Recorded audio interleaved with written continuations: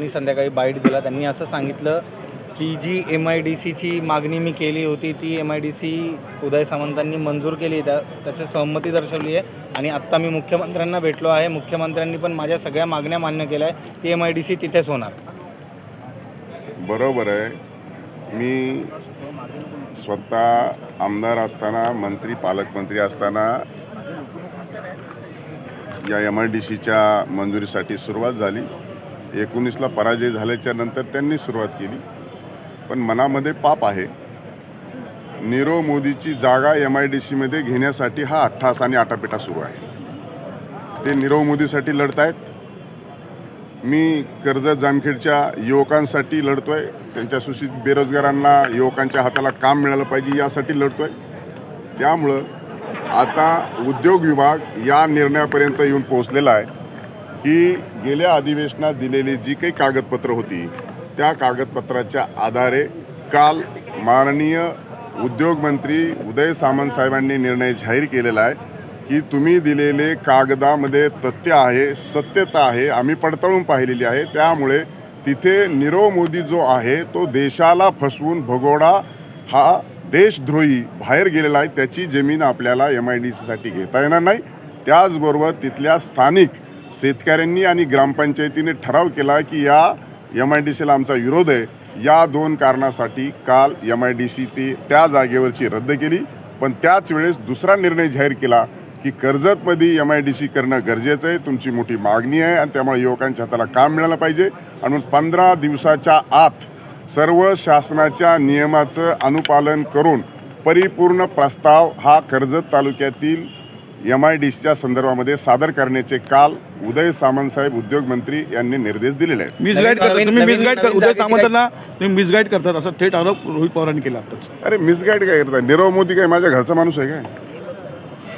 नीरव मोदीची जमिनीमध्ये कोणाचा हिस्सा आहे हे पण जाहीर झालं पाहिजे ना. नीरव मोदीची जमीन त्याच्यामध्ये घेऊन तुम्हाला त्याच ठिकाणी MIDC करायचं याचं पहिलं उत्तर दिलं पाहिजे. युवकांसाठी MIDC करताय का नीरव मोदीसाठी MIDC करताय हे महत्त्वाचा प्रश्न आहे. तुमचा काही हिशोब बाकी आहे म्हणून तुम्ही वारंवार नीरव मोदी करताय असा पण त्यांनी आरोप केला आहे. माझा हिशोब काही बाकी नाही आहे. तिथल्या लोकांना आजही विचारा की नीरव मोदीचा हिस्सेदार कोण आहे. आणि अख्ख्या कर्जत तालुक्यामध्ये माझी कुठेच जमीन नाही आहे. ते जे सांगतायत की जमीन आहे तिथं कोणाची जमीन आहे, नीरव मोदीची कशी आहे, तिथंच कशी MIDC आली. आणि सातत्याने सांगतात की गडकरी साहेबांना आम्ही सांगितलं. आता सातत्यानं भारतीय जनता पार्टीच्या मदत लागली की नाव घ्यायचे. आता देखील 45 कोटी रुपयाची तरतूद कर्जत तालुक्यामध्ये माझ्या पत्रावर अजितदादांनी केली आणि ते सांगतात अजितदादांचा आभार. ही असली जी दुटप्पी भूमिका आहे आणि या बोटावरची त्या बोटावर करण्याची जी पद्धत आहे हे आता लोक जाणून आहेत. हे लोकांना कळलेलं आहे. आणि मग मी अजितदादांना प्रतिसवाल विचारला की दादा खरं सांगा की तुम्ही माझ्या पत्रावरती निधी दिला आहे का त्यांच्या पत्रावरती निधी दिला आहे.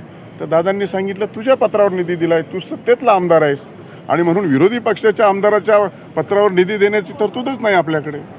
आणि जर असेल तर त्यांचा या कामासाठी प्रस्ताव आलेला नाही. आता नवीन जागेवरती नवीन जागा शोधणं, चाचपणी करणं यात बराच वेळ जाईल. यासाठी काही तातडीने करण्याबाबत काही उदय सामंतांशी बोलणं झालंय का? कारण बरेच संभ्रम कर्जत आणि जामखेडमधल्या लोकांच्या मनात आहे MIDC नवीन पुन्हा होण्याबाबत. मला असं वाटतं की 25 वर्षापूर्वी जामखेडला MIDC झाली.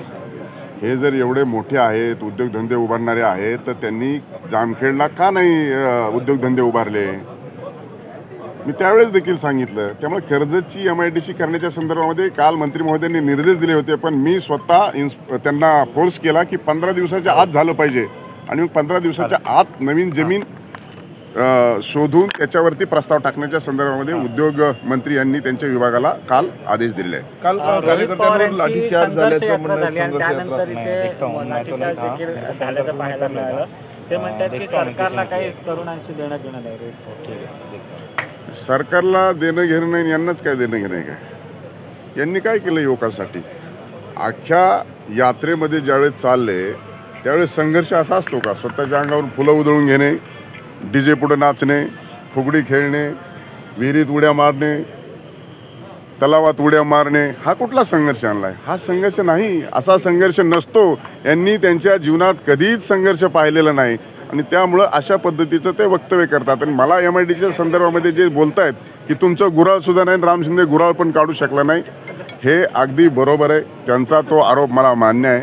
पण माझा आजोबा मुख्यमंत्री नव्हता, माझा आजोबा 4 वेळा मुख्यमंत्री नव्हता, चुलता 4 वेळा उपमुख्यमंत्री नव्हता, आणि त्यामुळे त्यांच्या आजोबांनी देखील एकही कारखाना काढलेला माझ्या ऐकिवात नाही. त्यामुळं आता माझी सुरुवात आहे. त्यामुळं आता माझी सुरुवात झालेली राजकारणामध्ये, आता आमदार झालोय, मंत्री झालो, तर माझा नातू नक्की कारखाने काढेल. त्यामुळे नातवानी दुसऱ्याला असे उलगाणे देण्याची आवश्यकता नाही. स्वतःचं कर्तृत्वावर झिरो केलेलं आहे. आणि त्यामुळे हे काकाच्या आजोबाच्या सगळ्या मेहरबानीवर झालेल्या ह्या घटना आहेत. त्यामुळे मी गुऱ्हाळ काढलं नाही, पण माझा नातू नक्की काढेल. थँक्यू. Thank you sir. धन्यवाद.